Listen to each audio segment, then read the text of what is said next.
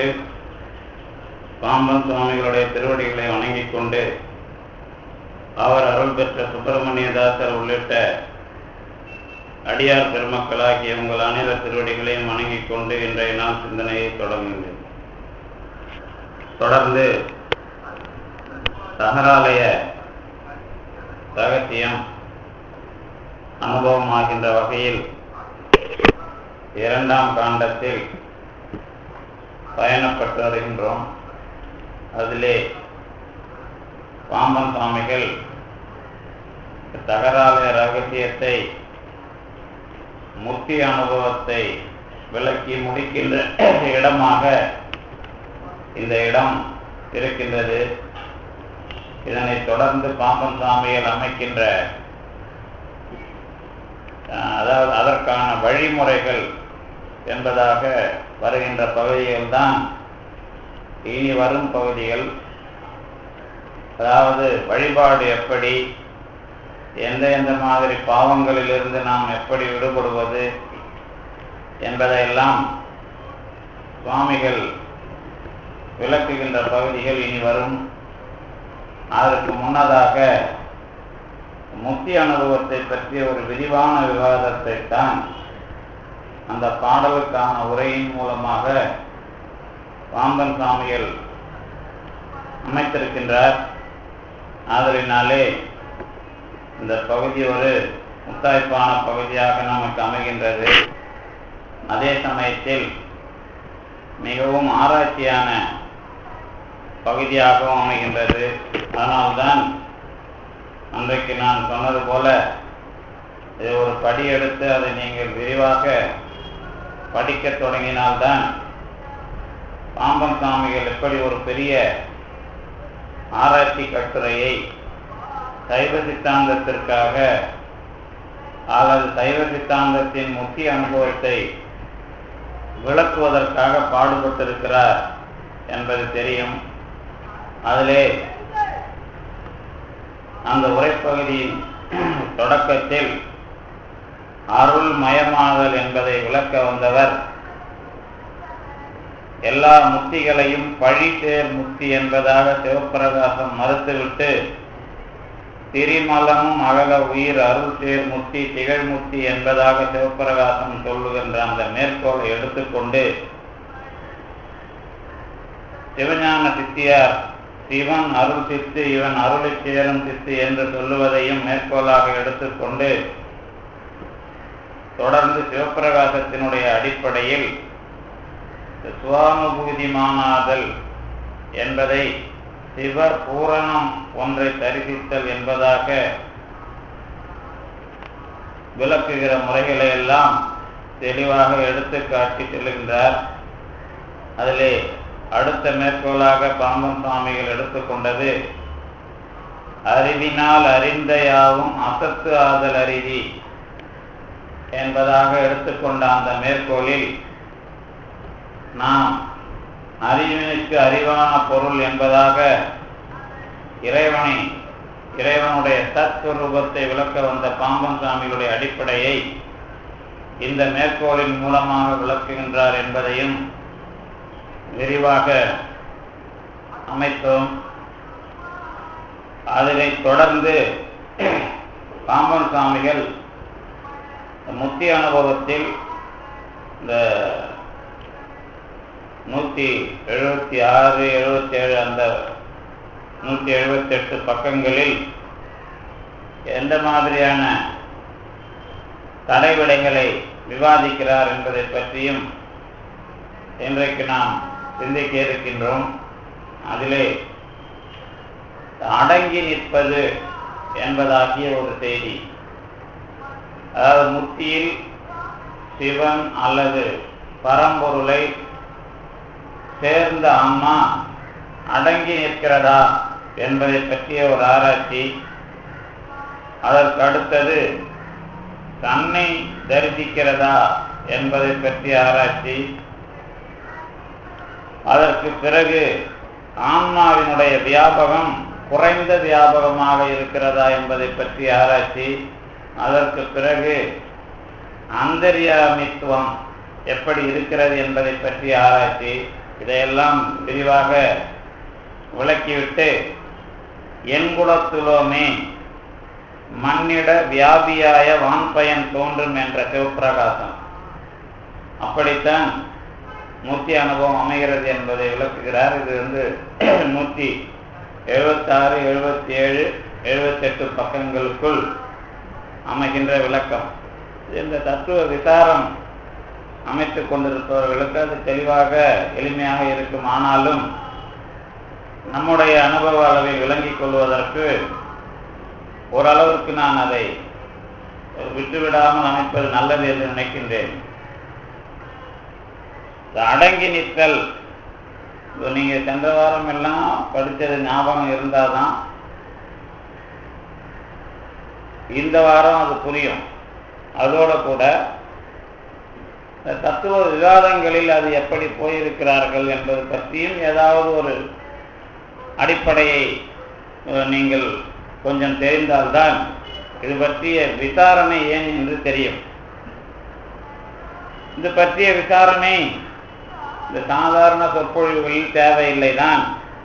ஆனால் தகராலய ரகசியத்தை தொடர்ந்து படித்த உங்களுக்கு கண்டிப்பாக இது தேவை என்பதும், சுவாமிகளுடைய நூல்களை படிப்பவர்கள் பொதுவாக தகராலய ரகசியத்தை பண்டிதர்கள் எல்லாம் தொட்டதாக நமக்கு செய்தி இல்லை.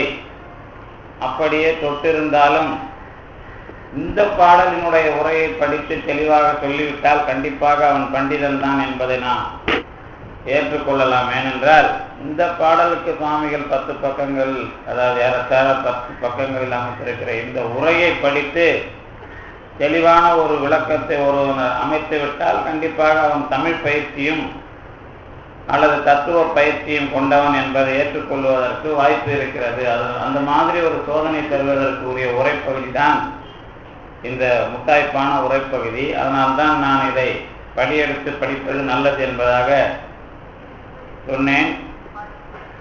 அதில் இதுவரைக்கும் நாம் பார்த்தது சைவ சித்தாந்தம் அல்லது தகராலய ரகசியத்தின் மூலமாக நாம் பெறுகின்ற முக்தி.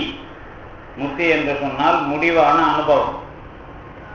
தொடர்ந்து பிறந்து வருகின்ற நமக்கு எப்படிப்பட்ட முடிவான அனுபவம் கிடைக்கிறது, இதுதான் இந்த பகுதியினுடைய ஆராய்ச்சி. இன்றைக்கு அக்டோபர் 5. இந்த நாள் வள்ளல் பெருமான் அல்லது ராமலிங்க அடிகளாருடைய பிறந்த நாள் ஆங்கில தேதிப்படி. இந்த நாளில் அவர் ஒருவர்தான் முழுமையான முக்தியை அடைந்தார் என்பது போல சொல்லுகிற விஷயங்களை எல்லாம் புரிந்து கொள்ளுவதற்கும் அல்லது சித்தாந்த மரபிலே அதையும் புரிந்து கொள்ளுவதற்கு வாய்ப்பு இந்த பகுதியிலே இருக்கிறது. அதாவது இது என்ன பிரச்சனை அப்படின்னு கேட்டீங்கன்னா, எல்லாருக்கும் இப்போ திருஞான சம்பந்தர் கடைசியா எப்படி அவருடைய இந்த நில உலக வாழ்க்கை முடிகிறது, சுந்தரருக்கு எப்படி முடிகிறது, திருநாவுக்கரசருக்கு எப்படி முடிகிறது, மாணிக்க வாசகருக்கு எப்படி முடிகிறது, அதனுடைய விளக்கம் என்ன என்று கேட்பவர்களுக்கு பதில் சொல்ல வேண்டும். அல்லது உண்மையான மார்க்கத்தில் இருப்பவர்களுக்கு இந்த கேள்வி வரும். நான் நேற்று கூட ஒரு இடத்துல சொன்னேன். என்ன சொன்னேன் அப்படின்னா, கடவுள் வழிபாட்டில் நமக்கு என்ன வேலைன்னு கேட்டா, சாமியை கும்பிட்டுட்டு அவர் ஏதாவது கொடுத்தா வாங்கிட்டு போறது அப்படிங்கிறது கடவுள் வழிபாட்டில் வேலை தான், நம்ம செய்யற வேலை. ஒருவேளை கடவுளே எழுந்து நான் உங்க வீட்டுக்கு வரம்பான்னா கண்டிப்பாக அவரை வீட்டில் கொண்டு வச்சுக்கிற வேலை நம்மால் முடியாது என்று சொல்லிவிடுவோம். ஆசைக்கு ஒரு நாள் அழைத்து சென்றாலும் இவருக்கு வேலை செய்ய நம்மால் முடியாது என்றோ, அல்லது கடவுள் என்பவர் நம்ம வீட்டுக்கு வந்துட்டா நம்ம வீடுக்கு ஆகுமோ ஆகாதோ, நாம கேட்டு வந்தது நாம வாழற வசதிக்கு தான் கடவுளை பார்க்க வந்தோமே தவிர கடவுள் வேணும் நாம கேட்கல அப்படிங்கிறதான் மக்களுடைய எண்ணம். ஒருவேளை நீங்க படிக்கிறீங்கிற போர்வையில வந்தாலும் கடவுள் வந்தா ஏத்துக்குவீங்களா அப்படின்னு இன்னைக்கு கேட்டா ஏத்துக்கிற விஷயமா நமக்கு பக்குவம் வந்திருக்காது. நீங்க பேச்சுக்கு வேணா சொல்லலாம், இன்னைக்கே முக்தி கொடுத்தா கூட நான் வாங்கிப்பேன் அப்படின்னு ஒரு ஆள் சொல்றாருன்னு வச்சுங்களேன். அவர் நினைச்சிட்டு இருக்காரு இந்த பிரச்சனை ஒட்டுமொத்தமா ஒழிஞ்சு போறதுங்கிறத முக்தி நினைச்சுக்கிறதுனாலதான் அப்படி கேட்கிறாரு. முக்தினா என்ன, உங்களுக்கு இந்த தத்துவ விசாரங்கள் இருக்கிற வேடிக்கையை தான் சொல்றேன், வேற ஒன்றும் இல்லை.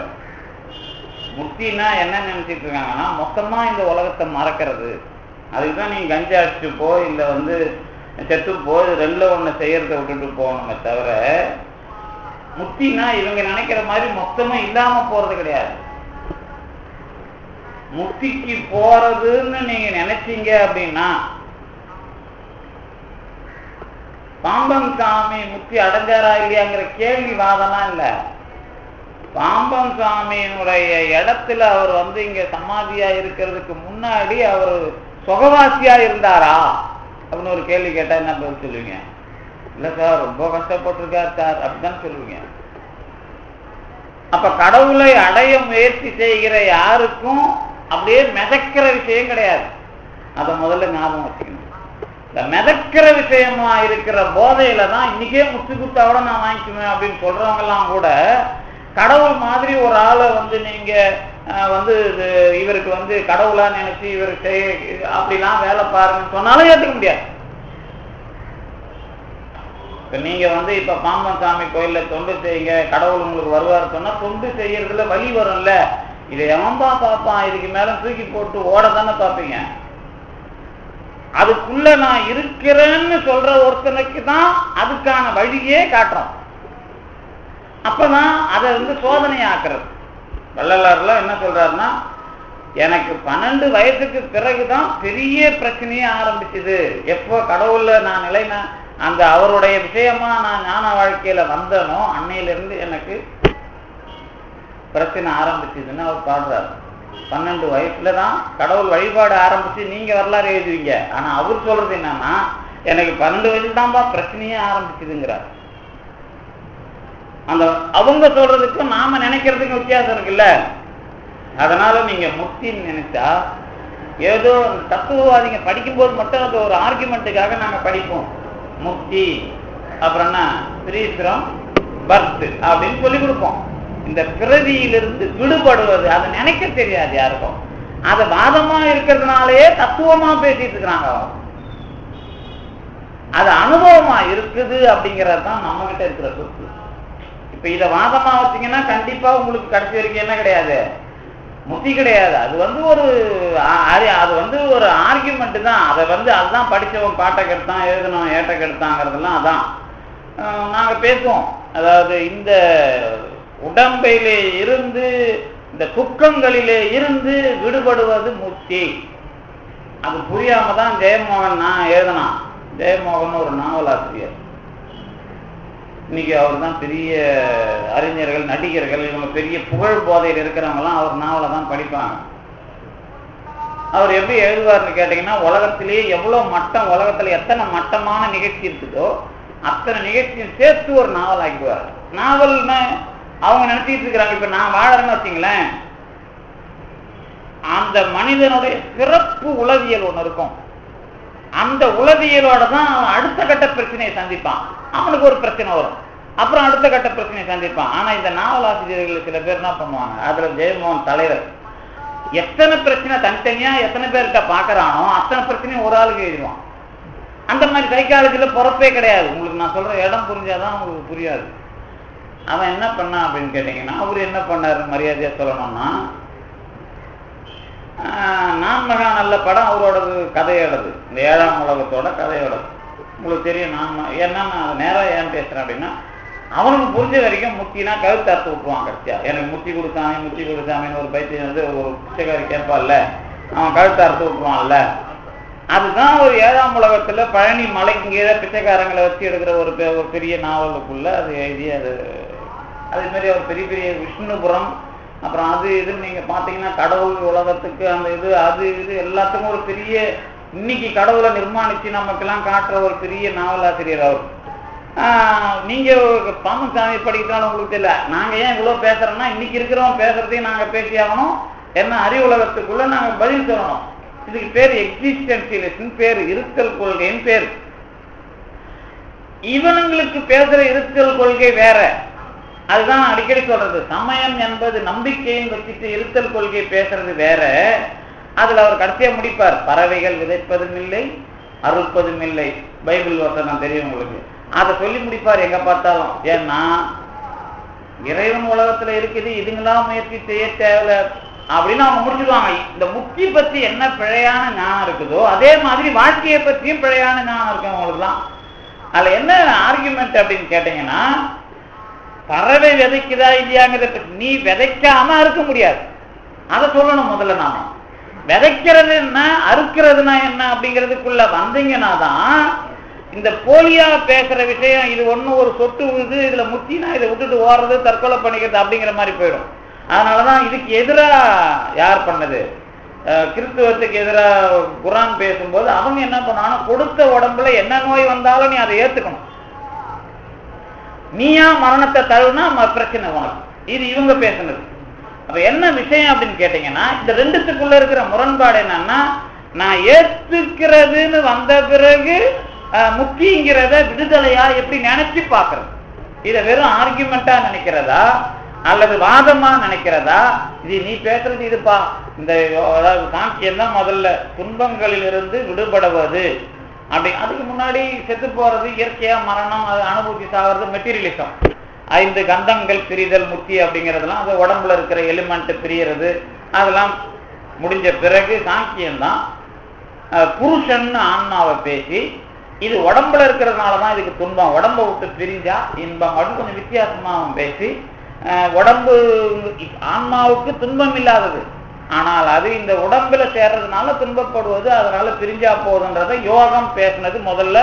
அந்த சாங்கியத்தில் இருக்கிற புருடன் பிரிதல் தான் யோகம். தொடக்க காலத்துல பேசப்பட்ட யாரு பதஞ்சலி பேசினதா சொல்றதா இருந்தாலும் சரி, அல்லது கபிலர் சாங்கியம் பேசின காலத்துல இருந்த அந்த யோகம் எல்லாம் என்ன பிரிதல் அப்படிங்கிறது தான். இப்பதான் நாம என்ன பண்றோம், இறைவனோடு கூடுதல் அப்படிங்கிறத பத்தி இப்ப பேசுறோம். அந்த தொடக்க காலத்துல அது கிடையாது.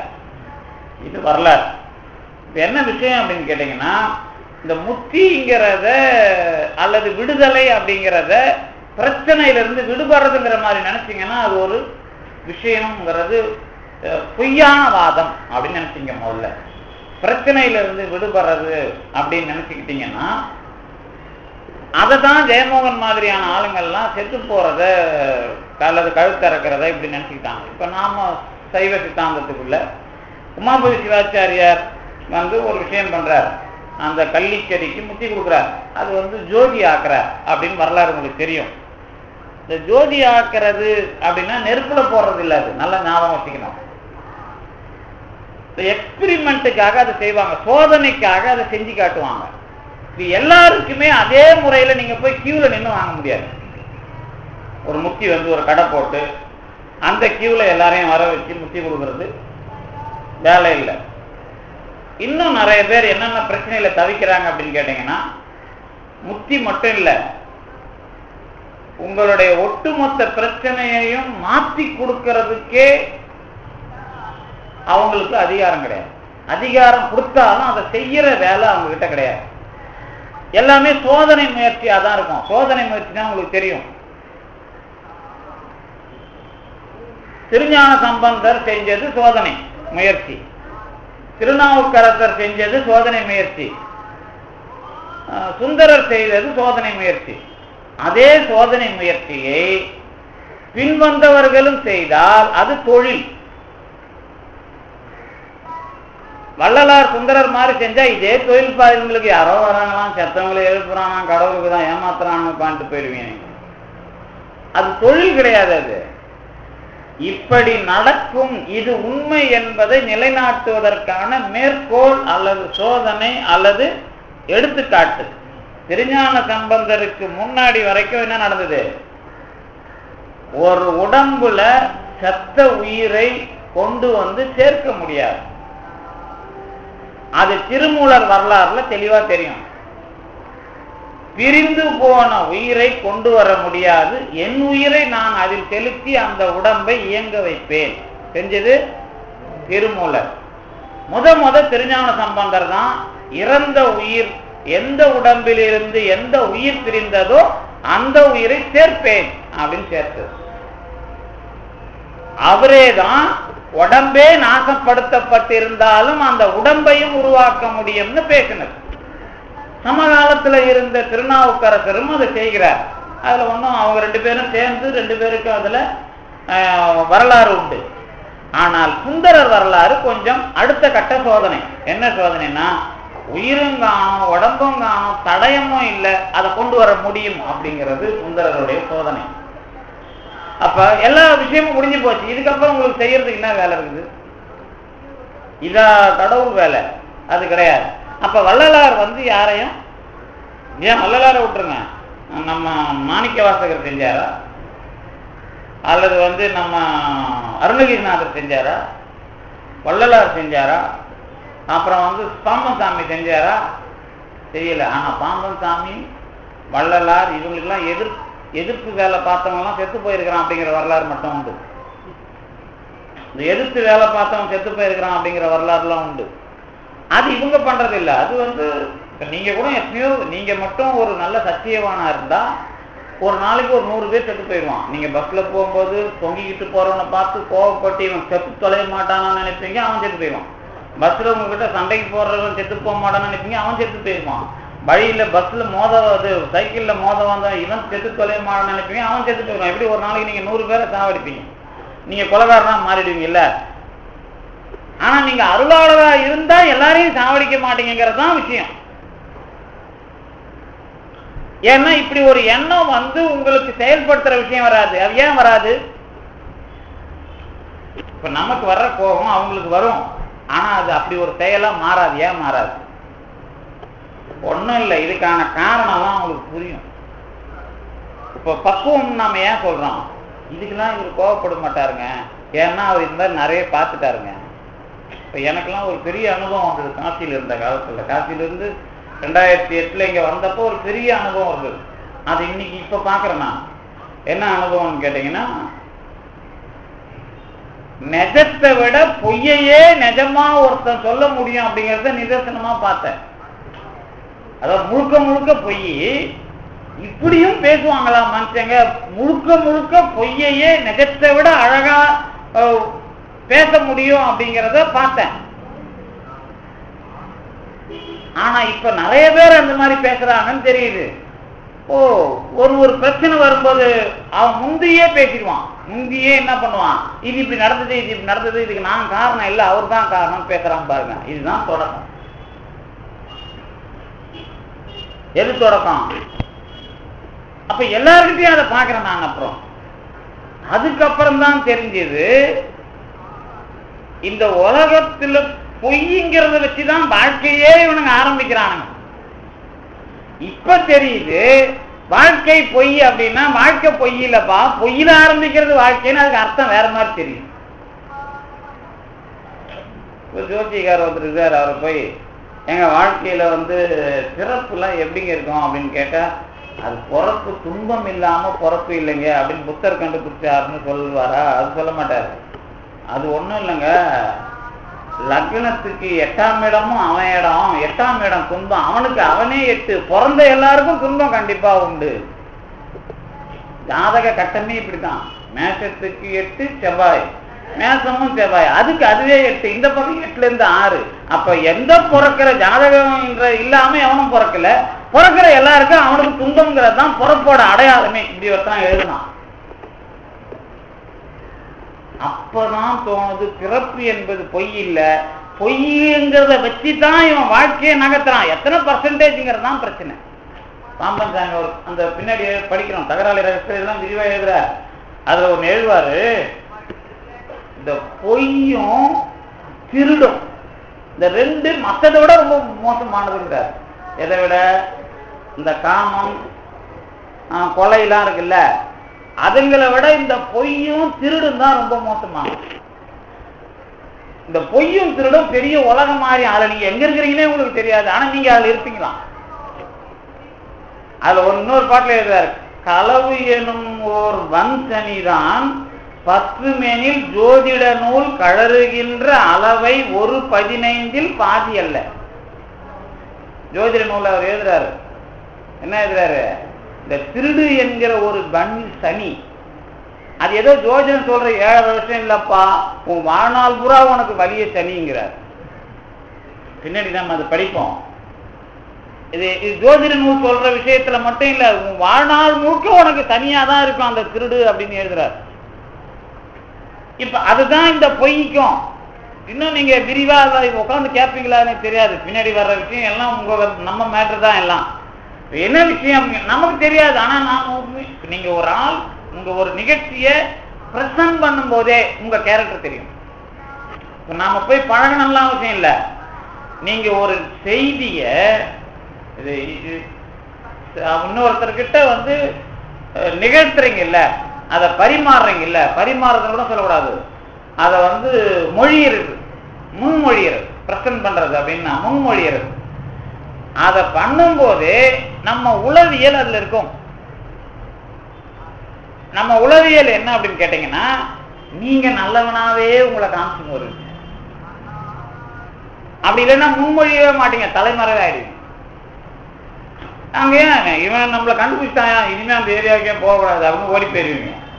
அப்ப முன்மொழியும் போது கொஞ்சம் எத்தகைய பசக்கா ஒளிவு மறை வைக்கிறோம்ல, இதைதான் ஒரு களவும் பொய்யும், அது உங்களை ஒரு உலகமா, உங்களுக்குள்ள ஒரு பெரிய உலகமா அது இருக்குங்கிறார்.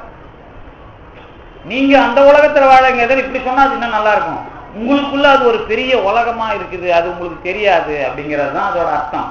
இப்ப என்ன சொன்னேன், இப்ப இதான் எதுக்கு சொன்னேன், நான் இந்த வாழ்க்கையில இந்த விஷயங்களை விட்டுட்டு ஓடுறது அப்படிங்கறத தான் எதுவா நினைக்கிறேன், முத்தியா நினைக்கிறேன். இப்ப அருளாளர்கள் சொன்ன விஷயம் இதுக்குள்ள நான் பொய் சொன்னாங்களா அப்படின்னு சொல்றதுலாம் இல்ல அதுக்குள்ள. இப்ப திருஞான சம்பந்தர் சொன்னது பொய், வள்ளலார் சொன்னது பொய்ன்னு பேசுறவங்க இருக்கிறான்ல. திருஞான சம்பந்தர் சொன்னது நீங்க பொய்ன்னு தான் ஏத்துக்க மாட்டீங்க, ஆனா வள்ளலார் சொன்னதெல்லாம் பொய்ன்னு சொல்றதுக்கு தைரியமா இருப்பீங்க. ஏன் எனக்கு தெரியுமா, வள்ளலார் சமீப காலத்துல சொன்ன காலத்துல இருந்தே அவருக்கு எதிரி இருக்கிறான். திருஞான சம்பந்தர் சொன்னதுக்கு நீங்க எல்லாம் அதை தலை மேல கொண்டாடி வச்சுன்னு அது ரொம்ப பழைய விஷயம் இல்லை, அது உண்மைதான், அது உண்மைதான். நம்ம அப்படித்தானே, என்னது மன ரீதியான ஒரு கோளாறு நமக்கு இருக்குது. இப்ப திருஞான சம்பந்தர் அப்படிலாம் சாம்பலை எழுப்பினா இருப்பான்னு சொல்ற நம்பிக்கை உள்ளவனுக்கு வள்ளலார் மறைஞ்சதை சொல்றது நம்பிக்கை இல்லை. அப்ப எவ்வளவு கேவலமா நான் பின்தங்கிட்டேன் தெரியுதா. அதேதான் இப்ப பாம்பன் சாமி விஷயம் வரும்போது, முத்திங்கிறத நீ தெளிவா தெரிஞ்சுக்கலன்னா இவ்வளவு கோளாறு இருப்பாங்கிற. அவன் எழுதினான்ல, துன்பத்திலிருந்து பிரியறது அப்படின்னு எழுதினான். நான் சாங்கியம் சொன்னேன்ல, அது துன்பத்திலிருந்து பிரியறது இல்ல, அது அந்த விஷயத்தை நீங்க அனுபவிக்கணும். அவன் எல்லாம் பேச்சுக்கு எழுதினான். துன்பத்திலிருந்து பிரியறதுங்கிறத தற்கொலை பண்ணிக்கிறதையோ அல்லது கொலை பண்றதையோ முத்தின்னு எழுதினான். அதை தப்பிக்கிறது, அதெல்லாம் வாதமாக்கணும், அதெல்லாம் தப்பிக்கிறது. ஆனா அது உன்னை விடாது, அதுக்குள்ள நீ தெரிஞ்சிக்காம வெளியே வர முடியாது. இது நம்ம பிறப்புக்கு. அப்ப பிறப்பு விடுதலைனா இதை விட இன்னும் அதிகமா இருக்கும் பிரச்சனை. பிறப்பிலேயே இவ்வளவு பிரச்சனை இருக்கு. சரி, பிறப்பிலிருந்து விடுதலை பெறது அப்படிங்கிறது எப்படி சாதாரணமா இருக்கும்? நாம என்ன பண்ணிட்டோம்னா, பிறப்பிலிருந்து விடுதலை பெறத ரொம்ப சாதாரணமா நினைக்க ஆரம்பிச்சோம். அதாவது தத்துவவாதிகள் பேசுறதை விட்டுருங்க, அவன் பேர் வாங்கியிருக்கலாம், என்ன பேர் வாங்கியிருக்கலாம், அதாவது சாங்கியன், யோகன், மீமாம்சை, அது இதுன்னு பேர் எழுதி அறிவாளிங்கெல்லாம் கொண்டாடுறதுலாம், அதை பத்திலாம் கவலையே படாதீங்க. நமக்கு இங்க அனுபவிக்கிற அந்த முறையிலையும் அனுபவிக்கிற விஷயத்திலையும் தெளிவா விஷயம் வச்சுக்கிறாங்க. அதுல போய் குழப்பினீங்கன்னா மறுபடியும் உங்களுக்கு என்ன, அது அவரு இப்படி சொல்றாரு, இவர் இப்படி சொல்றாரு, நீங்க முத்தியில நீங்க எப்படி சொல்றீங்க அப்படின்னு அந்த வாதம் வரும். அதனாலதான் அது உங்களுக்கு நான் இப்ப நேர அனுபவமா விளக்குறேன். பாம்பன் சாமி உரையில அவங்க எல்லாம் சந்திக்கிறார். ஆனால் நாம அதை நேரா புரிஞ்சுக்கிறது எப்படி அப்படிங்கிறது தான் இப்ப நமக்கு இருக்கிற என்னது அது சிந்தனை. அப்படி புரிஞ்சுக்கணும் நீங்க அதை. இப்ப நாம கொஞ்ச நேரத்துக்கு முன்னாடி சொன்னோம்ல, மனநிலை ரீதியாக நான் வந்து இந்த செயல்ல இன்ன மாதிரியான களவு, இன்ன மாதிரியான பொய், அதுல இருந்து வெளியே வந்தாதான் தகராறு ரகசிய அனுபவத்துக்கு தகுதியானவன் அப்படின்னு ஒரு பட்டியல் கொடுத்துருக்காரா இல்லையா? இல்ல, அதுதானே உண்மை. சரி, இதே மாதிரி எனக்கு இந்த உடம்புல இருந்து பிரியறது அப்படிங்கிறத நேரா பேசி, இல்லைங்க இதுல வந்து நீங்க இந்த பிறப்பை பார்த்து அப்படியே பேசுறீங்க அப்படின்னு சொல்லி நீங்க பேசின இடம் தப்பு அப்படின்னு சொல்லி புரிய வைக்கிறதுக்கு எந்த ஒரு இடம் வாய்ப்பா இருக்கு? எந்த இடம் வாய்ப்பா இருக்குதுன்னு கேட்டீங்கன்னா வினை தான். மற்றதெல்லாம் அதுக்கு வாய்ப்பு தராது. ஏன்னா நீங்க இந்த பிறப்பை பார்த்து இந்த பிறப்புல ரொம்ப பிரச்சனை இருக்குது, இந்த பிரச்சனையில இருந்து நான் வெளியே போகணும், இது விடுதலைன்னு பேசுனீங்கன்னா என்ன தெரியாது? ஆமா, துன்பம் இல்லாத தொலைஞ்சிருவோம்பா அப்படின்னா முடிஞ்சு போச்சு இல்லை வேலை. இப்போ உங்களுக்கு வந்து மாணிக்க வாசகர் சொல்றார், பொய்க்கு விதை அழிஞ்சிடக்கூடாதுன்னு என்ன கடவுள் வச்சிருக்கிறான் அப்படின்னு சொல்றார். அதுக்கு என்ன அர்த்தம்? நான் பொய்யனே, எனக்கு உண்மை தெரியாது அப்படின்னு அவர் சொல்றார். அவர் பொய்யர் கிடையாது. பொய்யனேன் அப்படின்னு ஏன் சொல்றாரு அப்படின்னு கேட்டீங்கன்னா, நான் என்னைக்கும் உன்னோட சேர்ற அளவுக்கு தகுதி இல்லாத என்ன நீ மாத்துற. அது மட்டும் இல்ல, வாழ்க்கையோட ஒரு உருவத்தை தெளிவா பார்த்தா நாம பொய்ய வச்சுதான் வாழவே ஆரம்பிச்சிருக்கோம். அதுலதான் திருவள்ளுவர் கொஞ்சம் நாசுக்கா, நீ குடும்பம் நடத்தினா கூட என்னது அடுத்த பிற அரண் எனப்பட்டதே இல்வாழ்க்கை அதுவும் திறன் பழிப்பது இல்லாயின் நன்று ஏன் சொன்னார்னா, அடுத்தவனை குறை சொல்லாம அப்படின்னா என்ன அர்த்தம்? நாம வாழ்க்கையில பொய் சொல்ல ஆரம்பிச்சிடன்னு அர்த்தம். அது இல்லாம நீங்க கொஞ்சம் வெளியே வர முடிஞ்சாதான் வாழ்க்கையோட உண்மையான தளத்துக்கே வர போறீங்க.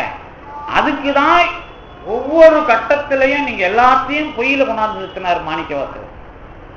எல்லாத்தையும் பொய்யில கொண்டாந்து நிறுத்தி இதுல இருந்து நான் வெளியே வர்றது அப்படிங்கறது தான் அவர் என்ன பண்ணாரு, என்னையும் ஆட்கொண்டான் அப்படின்னு அவர் சொல்றதெல்லாம் அதுக்குதான். இப்ப என்னையும் ஆட்கொண்டான் நாம சொல்ல வர்றோம்னா எதுக்கு? ஒவ்வொன்றும் எனக்கு பிரச்சனை ஆயிடும். நான் பேசுற ஞானம், நான் படிக்கிற படிப்பு, நான் செஞ்ச வேலை, நான் சம்பாதிக்கிற சம்பாத்தியம், நான் வாழ்ந்திருக்கிற வாழ்க்கை, இதுக்குள்ள பாத்தீங்கன்னா இந்த வாழ்க்கையோட முடிவை நான் எப்படி ஏத்துக்க போறேன் அப்படிங்கிறது தான் அதுல இருக்கிற விஷயம். இப்போ நாம எல்லாரையும் கேட்டு உங்க வாழ்க்கையை நீங்க எப்படி ஏத்துக்க போறீங்க அப்படின்னா, எப்படி ஏத்துக்கிறது? பேர் வச்சுட்டாங்க சார் முத்தின்னு, எங்களுக்கு முத்தி கொடுங்க சார் அப்படின்னு கேட்பீங்க.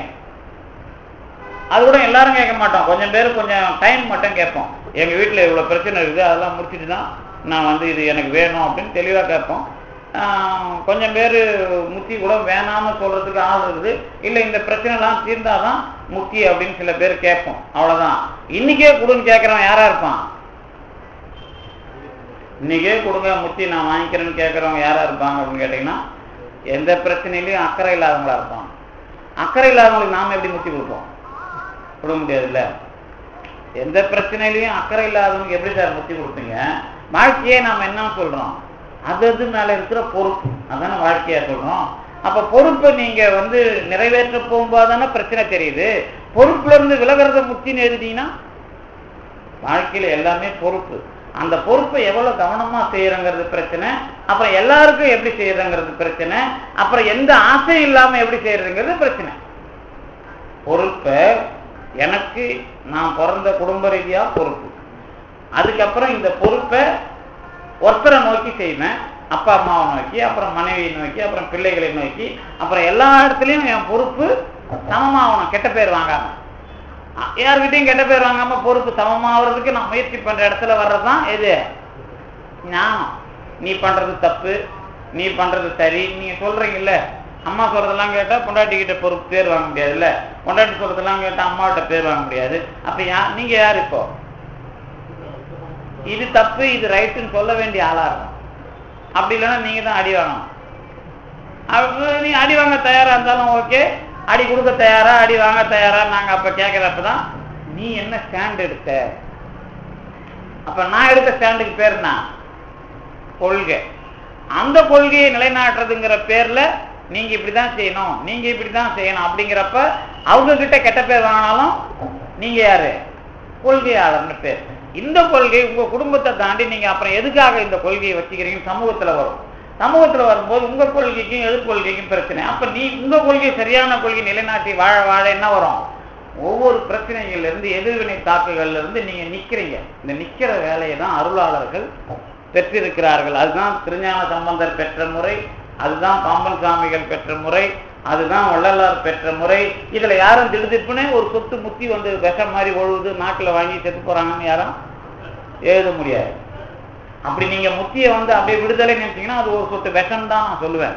அது வந்து முத்தியெல்லாம் சொல்ல முடியாது. அது ஒரு நல்ல மிக வீரியமுள்ள ஒரு விஷத்தை நீங்கள் வாயிலே சுவைக்கிறீர்கள், அது போல முத்தின்னு நீங்க சொன்னீங்கன்னா நான் ஒத்துக்க மாட்டேன். ஏன் அப்படின்னு கேட்டீங்கன்னா, அப்படி கடவுள் என்றைக்கும் அந்த முத்தி வரலாற்றுக்குள்ள அமைக்கல, அப்படி அனுபவமா வரல, வாதமா அமைக்கிறவங்க மட்டும்தான் அப்படி அமைச்சுக்கிட்டு இருக்கிறாங்க.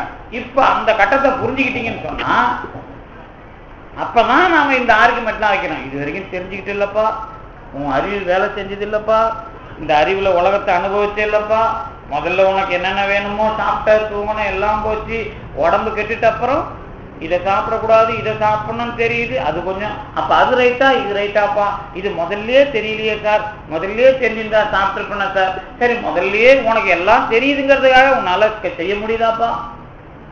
இப்ப நிறைய மேட்டர் நமக்கு தெரியும். நிறைய திருக்குறள், நீங்க நிறைய பேர் திருக்குறள் படிச்சிருப்பீங்க, ஆத்திச்சூடி படிச்சிருப்பீங்க, ரொம்ப எளிமையான ஒரே வரியில இருக்கிற ஆத்திச்சூடி படிச்சிருப்பீங்க.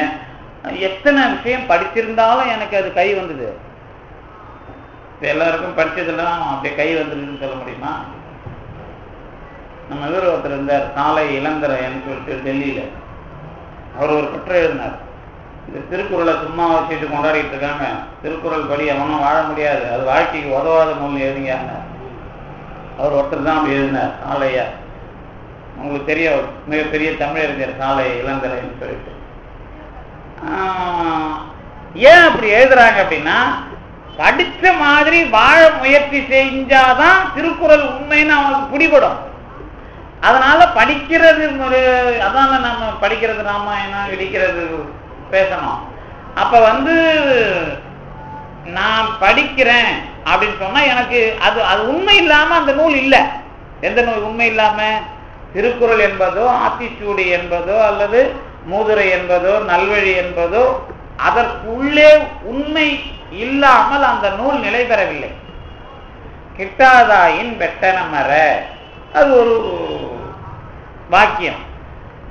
அது நான் படிச்சிருக்கிறேன், அது எனக்கு கை வந்து எனக்கு அது நான் அதுபடி வாழ முடியுதா?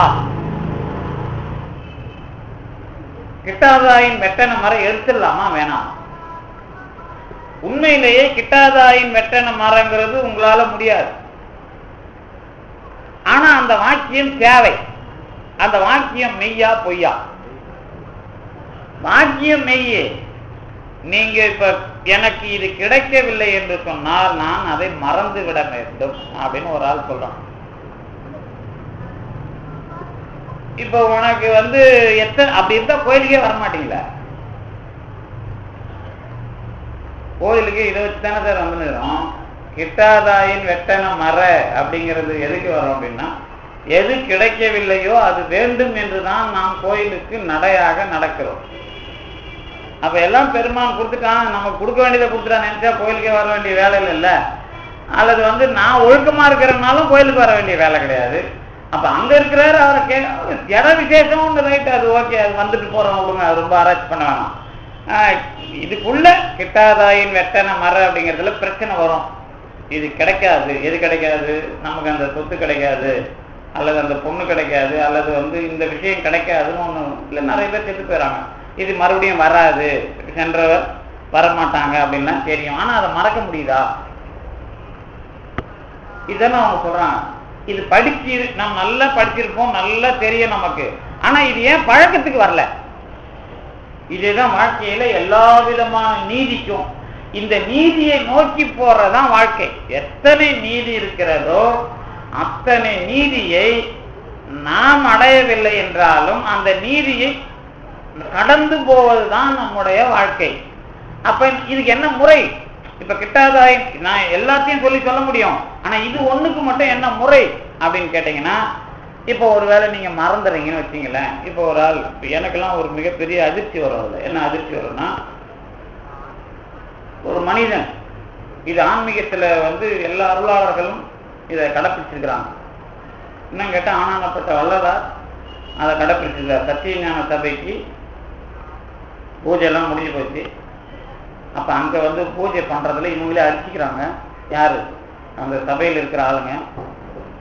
எப்பா ஒழுக்கமா இருங்கப்பா, அடிக்காதீங்கப்பான்னு சொல்லி பாக்குறாரு.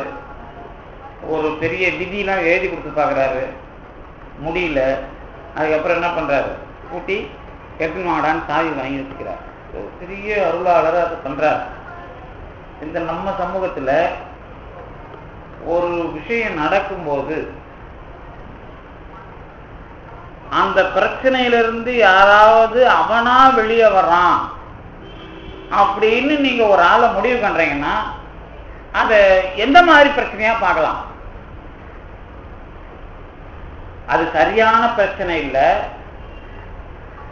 அது தவறான பிரச்சனை, அதுக்குள்ள போகக்கூடாது அப்படிங்கிறவன் தெளிவா அதுல இருந்து வெளியே வரும்.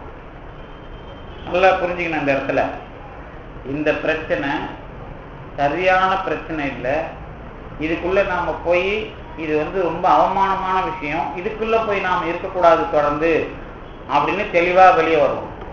இது மாதிரி இல்லை கிட்டாதாயின் வெட்டன மரங்கிறது. கிட்டாதாயின் வெட்டன மரம் அப்படிங்கிறது நீ அதுக்குள்ள இருந்திருக்கிற, தெரிஞ்சோ தெரியாமலோ நான் அதுக்குள்ள என்ன பண்றேன், நான் ஒரு அங்கம் வகிக்கிறேன். அதுல இருந்து நானா வெளியே வரனா? வெளியே வர முடியுமா? ஒருவேளை நீங்களா வெளியே வந்தா யாருன்னு கேட்டீங்கன்னா, நீங்க ஒரு ஏமாத்து பேரு. மனநிலை ரீதியா நீங்க ஒரு ஆள் உங்களோட பழகிட்டு இருக்கார், அவர் தொடர்ந்து அவர் முறையில போறாரு, உங்களுக்கு ஒரு பிரச்சனை வருது, இது எனக்கு சரியில்லை அப்படின்னு நீங்க தூக்கி போட்டுட்டு வெளியே வர்றீங்க. இந்த தூக்கி போட்டுட்டு நீங்களா வெளியே வர்ற அந்த நிகழ்ச்சி இந்த மாதிரி ஒன்று நடந்ததுன்னா, அந்த நிகழ்ச்சியை கொஞ்சம் இது என்ன தெளிவா எனக்கு ஏன் சொல்ல முடியல அப்படின்னு கேட்டீங்கன்னா, இதுல யாராவது மாட்டிக்கூடாதுங்கிறதுக்காக பாக்குறேன், வேற ஒண்ணும் இல்லை. நிகழ்ச்சியில எனக்கு தெளிவா தெரியும், அது இல்ல எல்லாருக்கும் அப்படி ஒரு நிகழ்ச்சி இருக்கும். அவர் என்ன பிரச்சனை பண்றாரு அப்படிங்கிறதுக்குள்ள நீங்க பார்க்கணும்.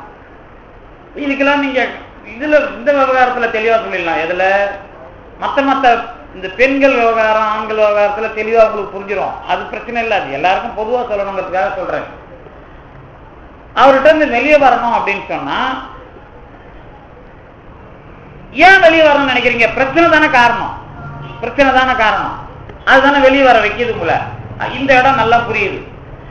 பிரச்சனை தான் காரணம் அப்படின்னு சொல்லிட்டா, இந்த பிரச்சனையில அவன் தப்பு பண்ணிட்டான்ல, அவனுக்கு தண்டனை கொடுத்து வெளியே வரணும்னு நினைக்கிறோமா, இல்ல அப்படியே வெளியே வரணும்னு நினைக்கிறோமா? அந்த இடத்துல மட்டும் கொஞ்சம் வித்தியாசம். இது முதல் வித்தியாசம். இது மாதிரி கொஞ்சம் பேருக்கு நடந்திருக்கும். இன்னொரு வித்தியாசம் என்னன்னு கேட்டீங்கன்னா, அவன் எதுவும் பண்ணல, ஆனா அது கொஞ்சம் சில நடைமுறைகள்ல பிரச்சனையா இருக்குது. ஆனா இவ்வளவு நாள் கூட இருந்தேன், இன்னைக்கு நான் வெளியே வரணும்னு நினைக்கிறேன். அது எதனால வெளியே வருவேன்? ரெண்டு காரணம். ஒன்னு, அவனோட என்னால ஒத்துழைக்க முடியல, அப்படி இல்லை எனக்கு இன்னொரு வசதி வாய்ப்பு வந்துடுது, அல்லது எனக்கு இன்னொரு எண்ணம் வந்துடுதுன்னு அர்த்தம். அப்பதான் நான் தூக்கி போடுறேன். இப்ப நான் வந்திருக்கிற இடம் இதான். நீங்களா ஒண்ணுல இருந்து வெளியே வரும்போது தெளிவான எந்த தவறான காரணமும் இல்லாமல் வெளியே வர்றதுக்கு வாய்ப்பு இருக்குதா? இப்பதான் நீங்க எல்லாரும் உங்க பிரச்சனை எல்லாம் அந்த இடத்த என்ன சொல்ற மாதிரி கொஞ்சம் திருப்பி போட்டு பாரு, கொஞ்சம் ரிவர்ஸ் பண்ணி ஸ்லோ மோஷன்ல பாத்தீங்கன்னா என்ன தெரியும் கேட்டீங்கன்னா, என் வினைப்படி நான் சேர்ந்ததும் திருவருள் அந்த நிகழ்ச்சியில என்ன வெளியே கொண்டு வந்ததும் தெரியணும். தெரியாம நீங்க வந்தீங்கன்னா அங்க நீங்க குற்றவாளி. இந்த இடம் தான் அதை கொஞ்சம் நல்லா ஸ்கிரீன் பண்ணி நம்ம இசிஜி எடுக்கிற மாதிரி கொஞ்சம் நல்லா மைன்யூட்டா பார்த்தீங்கன்னா இந்த இடத்துல நான் துரோகம் பண்ணல அப்படிங்கிற பாயிண்ட்டை நீங்க கொடுக்கணும். இந்த இடத்துல கொஞ்சம் கூட இதுக்கு நான் காரணமா இல்லை அப்படின்னு சொல்லணும். அதாவது நீங்க முழு காரணமா இருக்கிறீங்களான்றத பத்தி பிரச்சனை இல்லை. இந்த கடைசி நேரத்துல இந்த 100% காரணத்துல 1% கூட நான் இதுக்கு காரணம் இல்லை அப்படிங்கிற மாதிரி ஒரு விஷயம் வருது அப்படின்னு சொன்னா நான் அதுக்கு துரோகம் பண்ணிட்டதா அர்த்தம். இதை இப்படியே வச்சுங்க, உங்களுக்கு இப்படி புரிய வைக்கிறேன். நிறைய பேர் காதலிச்சுட்டு வெளியே வர முடியாம தற்கொலை எல்லாம் பண்ணிக்கிறானுங்கல்ல, அது ஏன் பண்ணிக்கிறான்? அதுல இருந்து வெளியே வர முடியல, அதனால பண்ணிக்கிறான். சரி, வெளியே வந்துட்டா அவன் ஒழுங்கா காதலிக்கல, இப்படிதானே பதில் சொல்லுங்க. வெளியே வந்துட்டா அவன் காதலிச்சவன் இல்லை, அவன் வந்து நல்லவன் கிடையாது. இப்ப எப்படி முடிவு எடுப்பீங்க? என்ன சார் நீங்க கேட்கறதெல்லாம் கொஞ்சம் குழப்பமா இருக்குது அப்படின்னு நினைக்கக்கூடாது. எதிரில் யார் இருக்கிறாங்களோ அவங்கள வச்சு முடிவு எடுக்கணும். இப்போ அவங்க விடாம இவன் விட்டானா, இல்ல அவங்க விட்டுட்டு இவன் விடலையா? சரி, அவங்க விடாம இவன் விட்டா இவன் கெட்டவன். அவங்க கல்யாணம் பண்ணிட்டு போயிட்டாங்க, இப்பதான் கிட்டாத ஐன் வெட்ட நம்பர், ஆனாலும் இவனால மறக்க முடியல, தற்கொலை பண்ணிக்கிறான். அப்படி வச்சீங்களேன், இப்ப என்ன பண்ணுவீங்க? இந்த இடத்துல விதி வேலை செஞ்சுதா இல்லையா? கடவுள் வேலை செய்யல, ஆனா விதி வேலை செய்யும். ஏன்னா இந்த மாதிரி வரலாறு 2-3 பேருக்கு இருக்குது. இந்த கவிஞர் தமிழ் ஒளின்னு இருந்தாரு, அவர் வரலாறுல இப்படி ஒரு நடந்தது. அவர் அதுக்கப்புறம் மனநிலை 10 வருஷம் மனநிலை பாதிக்கப்பட்டிருந்தார். அதே மாதிரி உங்களுக்கு இந்த மாதிரி பிரச்சனைக்கு உள்ள இதே மாதிரி வேற பிரச்சனை யாரு, நம்ம தியாகராஜ பாகவதர் பிரச்சனை உங்களுக்கு தெரியும். இவங்க எல்லாம் போய் வெளியே வராமலே செத்து போனோம், ஆனா பிரபலமானவர்கள், அறிவாளிகள். அப்படி வச்சுங்க.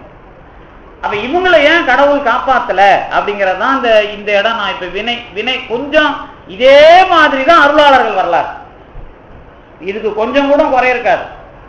அந்த இடத்தை புரிஞ்சுக்கிட்டாதான் இந்த முத்தி விஷயத்துக்குள்ள இது ஏதோ சொட்டு உணர விஷயம் இல்லை, இது ஒரு பெரிய வரலாறுன்றத நீங்க ஏத்துக்க முடியும். அது என்ன தெரியுமா அர்த்தம்? விதியை தாண்டி அவன் கடவுளுக்குள்ள இருக்கிற ஆளா இருந்தா, எதிராளி பண்ணது தப்பு, ஆனா அவங்க சரியில்லாதவங்க, உனக்கு இது நல்லது அப்படிங்கிற வரலாறுல கடவுள் டைவர்ட் பண்ணுவான். எந்த இடத்துல அதை மடை மாத்துறான்? உங்களை அப்படியே அழிக்காம அல்லது உங்க வினைப்படி நீங்க முடிஞ்சு போகாம, உன்னை அவங்க தப்பானவங்கப்பா நீ நல்லவன் தான் அப்படின்ற மனநிலையை முதல்ல உங்களுக்கு கொடுத்து அதுல இருந்து வெளியே வர வைக்கும். இந்த வெட்டன மரங்கிறது நீங்களா வர முடியாது. நீங்களா வந்தாலும் ஏமாற்று வேலை தான். இந்த வெட்டன மரங்கிறதுக்கு மட்டும் வேலை வேற ஆள் பார்க்கணும். ஒண்ணு அவங்க சரியில்லைங்கிறத உங்களுக்கு ஆதாரமா காட்டணும். அப்படி இல்லை நீ சரியாதான் பண்ண அப்படிங்கறது உங்களுக்கு ஆதாரமா காட்டி உங்களை அதுல இருந்து மேல தூக்கும். இந்த விஷயம் எதுன்றீங்க நீங்க? இந்த விஷயம் எது? இதுதான் மரணமில்லா பெருவாழ்வுல நீங்க நம்மள மாதிரி பிறந்தவங்க அனுபவிக்கிறது. நம்மள மாதிரி ஆளுக்கே ஒரு பெரிய மானம் வரின் செத்து போகணும், இதுதான் படிக்கிறது. ஆனா செத்து போகாம ஒருத்தர் இருக்கிறான்னா மானம் கெட்டவனா நல்லவன்?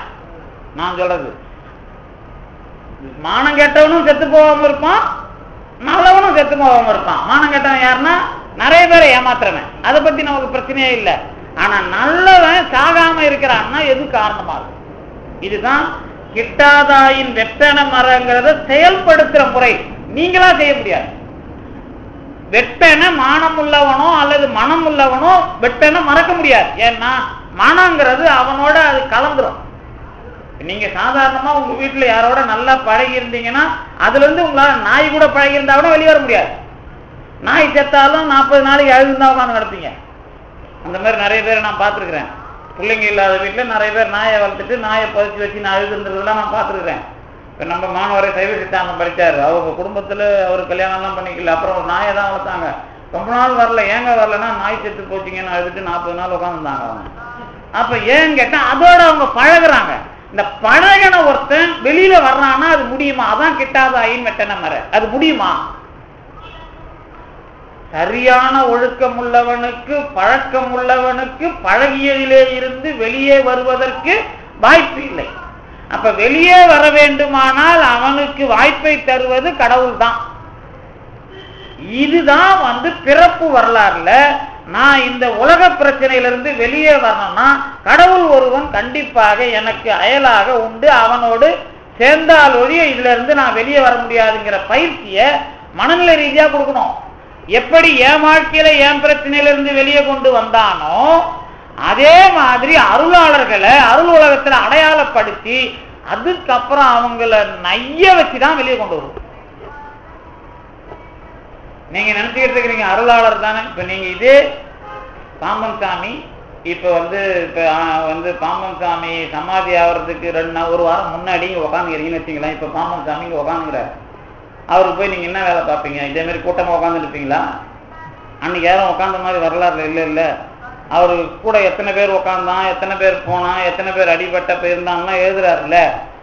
அன்னைக்கு போய் இது எல்லாரும் சாமிக்கு இதை செய்யணும் அதை செய்யணும் எல்லாரும் கூட்டமா இல்லைல்ல, வள்ளலாருக்கும் அப்படி இல்லைல்ல.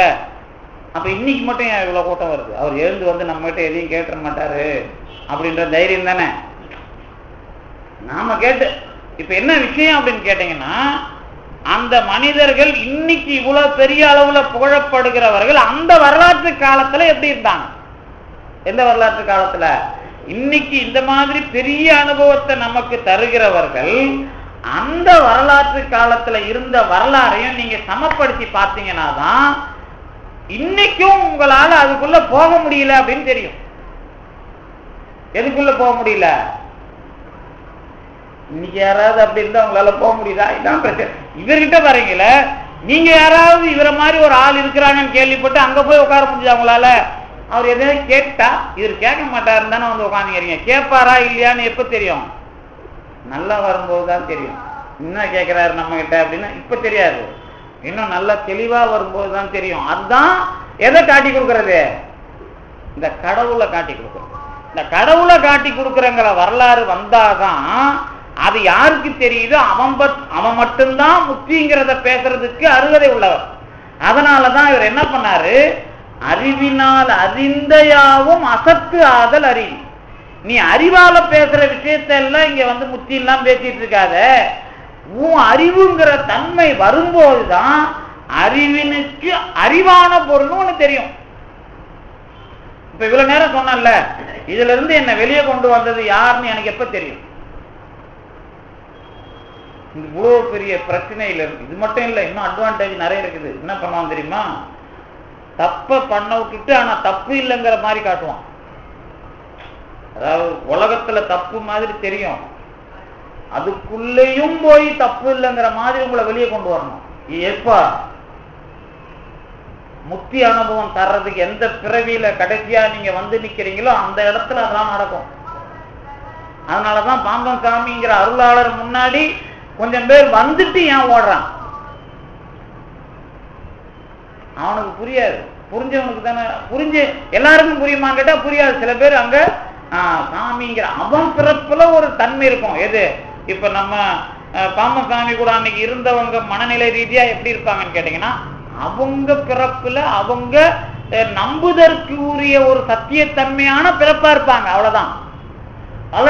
பாம்பன் சாமியில புரிஞ்சே கூட இருக்கணும்னு அவசியம் கிடையாது. அவங்க அவரை முழுசா ஏத்துக்கிறோம். முழுசா ஏத்துக்கிறாங்கன்னா புரிஞ்சு ஏற்கணும் இல்ல, அவங்க தன்மை பிறப்பு தன்மையில ஒரு நல்ல மனிதரை முழுமையாக ஏற்றுக்கொள்ளுகிற பொறுப்பா அந்த பொறுப்பு இருக்குது. சில பேர் மட்டும்தான் எது செஞ்சாலும் இவர் செய்றது சரின்னு கூட இருப்பான். அவன் முட்டாளா இருக்கலாம், அறிவாளியா இருக்கலாம், அது பிரச்சனை இல்லை. இன்னார் சொன்னா முழுசா நான் இவரை ஏத்துக்கிறேன்ற கேரக்டர் ஒண்ணு தனியா இருக்குல்ல, அந்த பிறப்பு உள்ள ஆட்களுக்கு கூட இருக்கிற தன்மை மாற்றிருக்குது. வள்ளலாறு கூட அப்படிதான். அதனாலதான் அவர் என் கூட முழுசா புரிஞ்சவன் இல்லைங்கிறார். பாம்பனாரும் அப்படிதான்.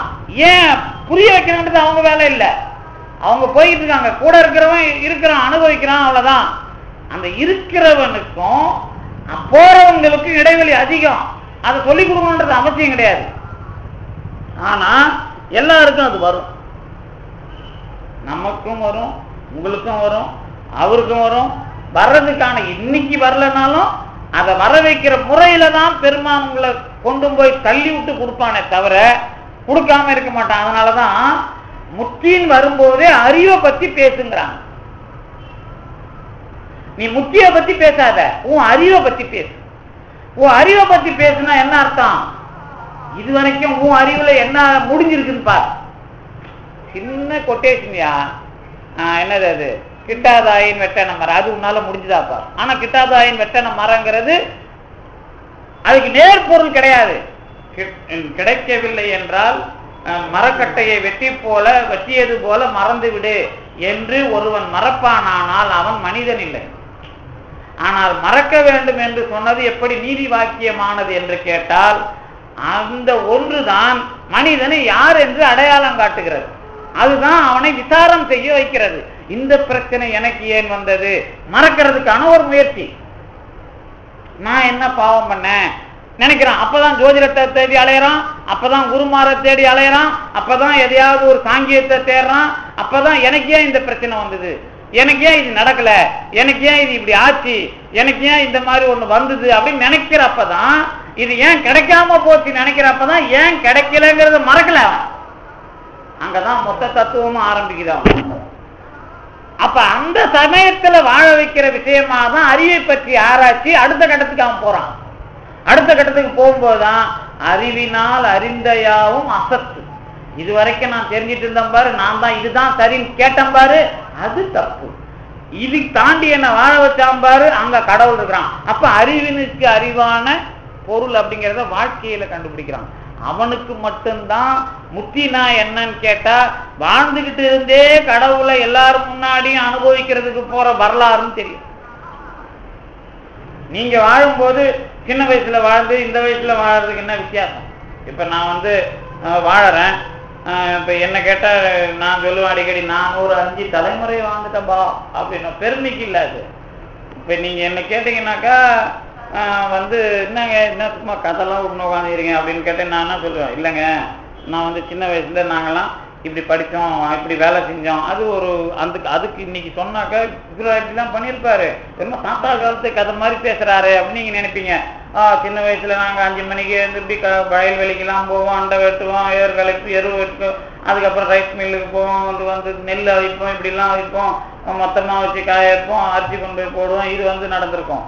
அதுக்கப்புறம் முடிஞ்சா படிக்க போன இடத்துல ஒரு நாளைக்கு 3 சினிமாவை பார்த்துருப்போம், ஒரே சமயத்தில் அங்கே சுற்றி இருப்பாங்க, அது புரிஞ்சிருக்கும். அப்புறம் இன்னொரு இடத்துல படிக்க வந்தப்போ பார்த்தீங்கன்னா அவரு பிரச்சனை இவர் பிரச்சனை அதில் மாற்றி அவஸ்தைப்பட்டிருப்போம். அதுக்கப்புறம் பார்த்தா இன்னொரு இடத்துக்கு போயிருப்பேன். அதுக்கப்புறம் பார்த்தா இதுக்கு நடுவில் கேட்டா பெருமான் ஞானத்தை கொடுத்துருப்பான். இந்த கேட்டான்றது தான் நீங்கள் படிக்கிறீங்களே பதிகம்னா 10 பாட்டு 12, அதுக்கு ஒரு ஞானம், அதுக்கு ஒரு ஞானம். அப்ப அதுக்கு ஒரு ஞானம் கொடுத்தப்ப நீங்க இப்ப பெருமான் உங்களுக்கு நிறைய பேருக்கு ஒரு பிறப்புல ஒரே ஞானத்தை கொடுக்கறதுக்கே கஷ்டப்படுவான். ஒரு சில ஆள் கிடைச்சாக்கா இந்த பிறப்புல அவனுக்கு எப்படித்தான் ஞானத்தை, அவன் உயிரை மட்டும் எடுக்கக்கூடாது, உயிரை எடுக்காம உயிர் எடுப்பான். இதுதான் அறிவினுக்கு அறிவான பொருள். உங்களுக்கு அறிவினுக்கு அறிவான பொருளுக்கு இன்னொரு அர்த்தம் உயிரெடுக்காம உயிரெடுக்கிறதுன்னு சொன்னல. உயிரெடுக்காம உயிரெடுக்கிறதுனா நான் இதையும் சாமர்த்தியம் விவாதிக்கிறாரு. என்ன சொல்றாருன்னா ரொம்ப அழகா விவாதிப்பார். ஒரு இடத்துல ஆன்மாவை 2 ஆன்மான்னு சொல்லி பேசக்கூடாது அப்படின்னு எழுதுவார். ஒரு இடத்துல இந்த உயிரெடுக்காம உயிரெடுக்கிறதுனா நம்ம உடம்புல இருந்து உயிரை எடுக்காம ஆனா உயிரை எடுக்கிறது அப்படின்னு நீங்க அனுபவிக்கிறதுன்னு ஒண்ணு இருக்குது இல்ல. அதுக்கு என்ன அர்த்தம் அப்படின்னு கேட்டீங்கன்னா முழுசா இந்த முழுமையை புரிய வைக்கிறதுக்கு சொல்றது. இந்த முழுமையை புரிய வைக்கிறதுக்கு சொல்ற விஷயம்தான் கடவுள் நமக்கு இந்த வினை ஒரே வினையில அமுக்காம வினையை தாண்டி அடுத்த கட்டத்திற்கு நகர்த்தும் போது இது இந்த அறிவுக்கு அதுல என்ன ஒண்ணே ஒண்ணு சொல்லி தரல தெரியுமா? நானு எல்லாருக்கும் அது புரியவும் புரியாது. புரிஞ்சிட்டாதான் இவன் பிறப்பு விடுதலை அடைஞ்சிருவானே. என்ன பண்ணுவான், போன பிறப்புக்கும் இந்த பிறப்புக்கும் இப்படி ஒரு பிரச்சனை வந்தது அப்படிங்கிற அளவு கூட புரிய வச்சிருவாங்க. ஜோதிடர்கள் தான் இருக்கிறாங்கல்ல, வலிய ஜோதிடர்கள், வல்ல ஜோதிடர்கள்னு பாமன் சாமி சொல்ற மாதிரி, வன்சனின்னு சொல்ற மாதிரி வல்ல ஜோதிடர்கள் தான் இருக்கிறாங்கல்ல. அவங்க கொஞ்சம் புரிய வச்சிருவாங்க. போன பிறப்புல நீ இவ்வளவு பாவம் பண்ணியா, அதான் ஏன் இப்படி அனுபவிக்கிற அப்படிலாம் சொல்லிடுவாங்க. ஆனா அவங்களுக்கே ஒரு விஷயம் புரியாது. என்ன புரியாதுன்னா, போன பிறப்புல நீ இத்தனை பேரை கொலை பண்ண, இத்தனை பேரை நீ கெடுத்த, அதனால கோவலனுக்குலாம் சொல்றாங்கல்ல, அந்த மாதிரிலாம் ஒரு லிஸ்ட் கொடுத்துருவாங்க. ஆனா அது அது ஒரு ஒரு ஒரு ஒரு என்னது, அது சினிமா பார்க்குற மாதிரி தான். அது உண்மை கிடையாது. அது ஒரு உங்களுக்கு ஒரு கற்பனையா, ஆனா அதுக்குள்ள ஒரு பிரச்சனை இருக்கும். இப்ப நாம ஒரு சினிமா பார்க்குறீங்கன்னு வச்சுங்களேன், இந்த சினிமா இவ்வளவு நேரம் பார்த்தோமே, இதுக்கு என்ன கருத்துன்னு கேட்டா, ஒன்றும் இல்லை, நாங்க பொய் எப்படி சொல்லக்கூடாதுங்கிறத சொல்றதுக்காக இப்படி ஒரு கதை எடுத்தேன், அல்லது கல்யாணம்னா என்னன்னு சொல்றதுக்கு இப்படி கதை எடுத்தேன் அப்படி ஏதோ ஒரே ஒரு வரியில சொல்றான்ல, அந்த மாதிரி நம்ம வாழ்க்கையை ஒரு வரியில எழுதுவோம். அந்த ஒரு வரியில எழுதுற விஷயம் இவர் வாழ்க்கை. இந்த இவ்வளவு நாள் வாழ்ந்தீங்களா சார், சின்ன வயசுல இருந்து இன்னைக்கு என்ன சார் உங்க வாழ்க்கையில உண்மையை கண்டுபிடிச்சீங்க அப்படின்னு கேட்டா என்ன சொல்லுவோம்? இந்த சொற்பொழிவு வர்றதுனால இதை கேள்வி கேட்குறீங்க சார், இதுல என்ன உண்மை பார்க்கறதுனால வாழ்ந்துமா போனோமா சாப்பிட்டோமா போனோமான்னு இல்லாம இதுல என்ன தனியா உண்மையை கண்டுபிடிக்கிறது அப்படின்னு கேள்வி வருது இல்ல. இந்த மாதிரி கேள்வி கேட்கிற மாதிரி உங்களை பிரச்சனையில கடவுள் கொண்டு போறானோ அவனுக்கு மட்டும்தான் இந்த கேள்வி வரும். நல்லா புரியுதா? யாருமே அவங்களா கேட்கறது இல்லை. யாருக்கு ரொம்ப அதிகமா பிரச்சனை இருக்குதோ அவர் உட்காந்துட்டு தான் இருப்பார். ஆனா யாராவது ஒரு நண்பர் வருவார், ஐயா எனக்கு தெரிஞ்ச ஒரு நல்ல ஜோதிடர், தத்துவவாதி தான் அவரு, யாரு பெரிய பிலாசபர், 80 வயசு ஆயிருக்கும், உட்கார்ந்து இருப்பார். அவர் தத்துவப்படி ஜோதிடத்துக்கு போக மாட்டார். ஆனா அவர்கிட்ட ஒருத்தர் ஐயா இவ்வளோ இது இருக்குது ஐயா, அவர்கிட்ட தான் இவரு ஞானம் கேட்பாரு. இருந்தாலும் அவர்கிட்ட போய் ஐயா ஒரு ஜோதிடர் ஒரு சொப்பு மாதிரி சகுனி மாதிரி கேரக்டர் ஏன் வைக்கிறாங்கன்னா அதுக்கு தான் வைப்பாங்க. அது ஐயா இல்லையா வாங்கய்யா இல்லை இப்படி ஒன்று தெரிஞ்சுங்கன்னு அவங்க இவங்களுக்கு மேல போய் குரங்கு மாதிரி நிற்பாங்க. அப்போ என்ன பண்ணுவோம், கத்துக்கணும் அப்படியா ஜோதிடர், அப்ப என்ன அர்த்தம்? என்னதான் படிச்சிருந்தாலும் பிரச்சனை வர்றப்ப அதுக்கு சொல்யூஷனை தேடி அலைய வேண்டியது வருதுல்ல. இந்த மாதிரி தெரியாம போறவனை பத்திலாம் கவலை இல்லை. ஆனா தெரிஞ்சிக்க வைக்கணும்னு எந்த பிறப்புல யாரு இருக்கிறானோ அவனுக்கு கண்டிப்பா பெருமான் இப்படி ஒரு ஆளை தட்டி விடுவான். இன்னாரு கிடையாது. திருவிக்காவுக்கு அதான் நிலைமை. திருவிக்கா அவருடைய வரலாற ஒரு 500 பக்கத்துக்கு 800 பக்கத்துக்கிட்ட எழுதியிருக்காரு. வாழ்க்கை குறிப்புகள் பார்த்தீங்கன்னா தெரியும். அதுல முதல் 40 பக்கத்துக்கு இதாக இருக்கும்.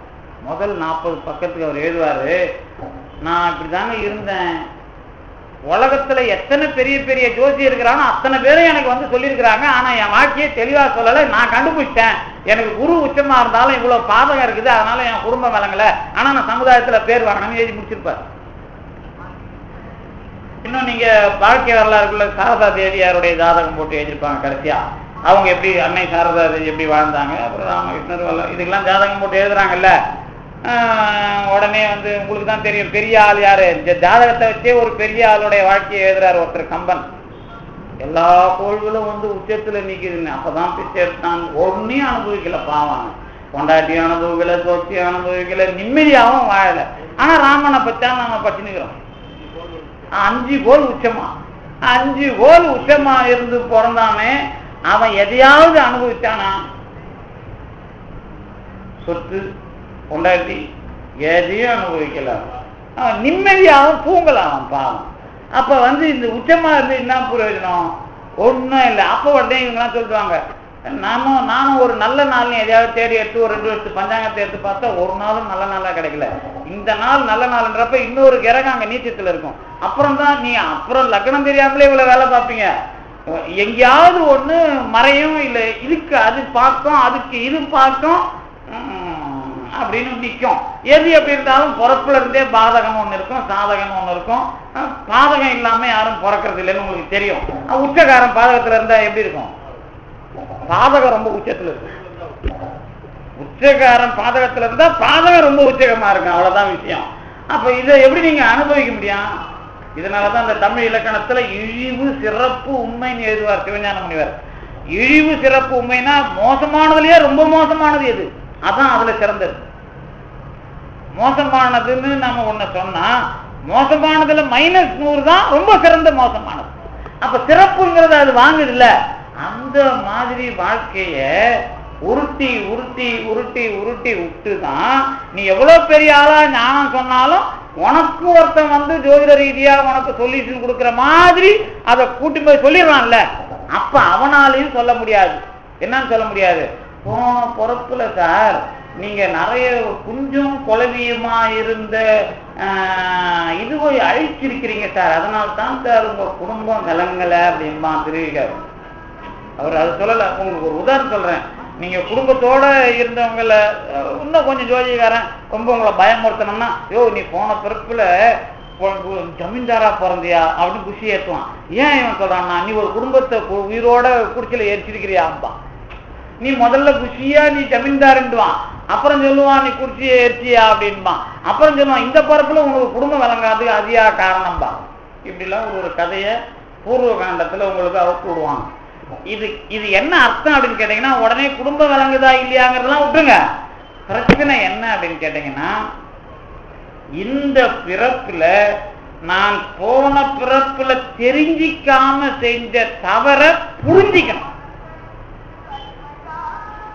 போன பிறப்புல எதுலாம் வேணும் செஞ்சு, போன பிறப்புல இவன் குடும்பத்தை எரிச்சது இல்ல, அது அந்த குடும்பத்தை எரிச்சது எதுக்காக எரிச்சானோ அதை புரிய வைப்பான் கடவுள். ஒண்ணு காமத்துக்காக எரிச்சானா, பொருளுக்காக எரிச்சானா, அல்லது எதுக்காக எரிச்சானோ அது இவனுக்கு இருந்து பாடுபடுத்தும். சில பேருக்கு பொருள் அதிகமாக கொடுத்து அதுக்கு ஏன் இவ்வளவு சம்பாத்தியம் தெரியாம அனுபவிக்க வைக்க விடாம அவஸ்தைப்படுத்தியும் புரிய வைக்கும். சில பேருக்கு வறுமையாக்கியும் புரிய வைக்கும். அது ஸ்டாண்ட் பை கடவுள் தான், அது நீங்க முடிவு பண்ண முடியாது. இதுக்கான மெத்தடாலஜியை முடிவெடுக்கிறவன் அவன். என்னென்ன உங்களுக்கு அதிகமாக கொடுத்து அனுபவிக்க முடியாம அல்லாட விட்டுருவான், அல்லது போன பிறப்புல எப்படி அபகரிச்சியோ அதே மாதிரி இப்ப செய்ய வச்சு உன்னை அடி கொடுப்பான். இந்த மாதிரி மெத்தடாலஜி எல்லாம் கையில எடுப்பான். சில பேர் மெத்தடாலஜியே வேற மாதிரி இருக்கும். அவனுக்கு என்ன பண்ணுவான்னா, வறுமையில பிறக்க வச்சு பொருள் என்னன்னு புரிய வைப்பான். ஆனா புரிய வைக்கிறது தான் கடவுளோட வேலை. இததான் நீங்க எதுவா எடுக்கணும். அறிவினுக்கு அறிவுனா இதுதான் ரொம்ப பெருசாலாம் அது அறிவு என்றால் நாம ஞானம், ஞானம் அது பேரறிவு, அது ஒளி பிழம்பு அப்படிலாம் சொல்லிட்டு உட்காந்து கூடாது. நமக்கு எது எல்லாம் புரியாமல் செய்தோமோ அதை புரிய வைப்பதுதான் அறிவினுக்கு அறிவு. இப்படி கடவுள் இருப்பதை நான் சேர வேண்டும் என்று சொன்னால், நானும் கூட இந்த ஒழுக்கத்திலேயும் அந்த சுத்தத்திலேயும் நின்று நின்று பயணப்படுகிற முறையை தான் தமிழில் திருஞான சம்பந்தர் தொடங்கி வள்ளலார் வரை முக்கியாக காட்டியிருக்கிறார்கள். இதுக்குள்ள விவாதமா வரும்போது நீங்க அது தனியா இருக்குதா இதெல்லாம் பேசாத. இதுக்குள்ள இருந்து நான் போறேன்ல, என்ன கூடவே இருக்குல்ல, இந்த பிரச்சனை எல்லாம் தாண்டி என் கூட இது வரைக்கும் இருந்ததுல ஒரு பிரச்சனை இல்லாதப்ப நான் முழுசா கலந்துருவேன். அவ்வளவுதான். இப்ப நீங்க கடவுளுக்குள்ள சின்னதா போய் சேர்றீங்களா பெருசா போறீங்களா அப்படி சொல்லலாம். இந்த தத்துவம் எனக்கே அது கிண்டலா தெரியுது. இந்த தத்துவத்துல நாங்க பேசுவோம் பாரு, ஆன்மா என்ற ஒன்று இந்த மும்மலங்களையும் விட்டு விட்டு கடவுள் என்பதிலே சேருகிறது. என்ன இன்னும் வட்டம் போட்டு காட்டுற வேலையா அது ஏதாவது புரியுதா? நல்லாதான் சார் புரியுது நீங்க சொல்றது. புரியல, இது மலங்களை விட்டு விட்டு அப்படியே கடவுளில் சேருகிறது. புரியுது. எப்படியா விடும் சொன்ன இல்லை, இதான் ப்ராசஸ். இந்த பிரச்சனையில நான் இதை புரிஞ்சுக்கிட்டா கடவுள்ங்கிற விஷயத்துக்குள்ள என்னோட லைட்டு கொஞ்சம் அதிகமாகும், என் கருப்பு கொஞ்சம் மங்களாகும். இந்த கருப்பு மங்கள், அந்த மங்கள் கருப்பு மங்களாகும். நீங்க மங்களாகக்கூடாது. கொஞ்சம் கொஞ்சமா நீங்க வெளிச்சத்துக்கு வரீங்கன்னா என்ன அர்த்தம்? ஒவ்வொரு பிரச்சனையிலேயும் கடவுள் கற்றுக் கொடுப்பதை புரிந்து கொள்ள நான் முழுமையாக புரிந்து கொண்டால் கடவுள் என்னை புரிய வைத்த அறிவும் இருக்கிறது, நானும் இருக்கிறேன். இதான் ரெண்டு பேரோட சேர்க்கை. இதைதான் நாம முக்கிய பார்க்கணும். இது பிராக்டிஸ். இந்த பிராக்டிஸ்க்குள்ள வர்றதுதான் தகராலய ரகசியம். இது வெறும் தத்துவவாதமா இருக்குது, ஆனாலும் அதுக்கும் நாம அந்த வாத முறையிலேயும் பதில் சொல்லுகிறோம் என்பதுதான் இந்த பகுதி.